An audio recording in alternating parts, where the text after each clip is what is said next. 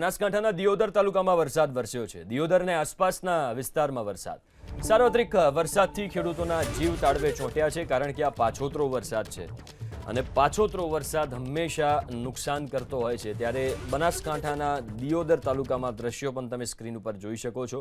અનેક વિસ્તારોમાં વરસાદ વરસ્યો છે। દિયોદર તાલુકામાં બનાસકાંઠાના વરસાદ વરસ્યો તો એના આસપાસના જેટલા ગ્રામ્ય વિસ્તારો છે ત્યાં પણ વરસાદ વરસી રહ્યો છે। પાછોતરા વરસાદના કારણે ખેડૂતોના જીવ તાળવે ચોંટી ગયા છે।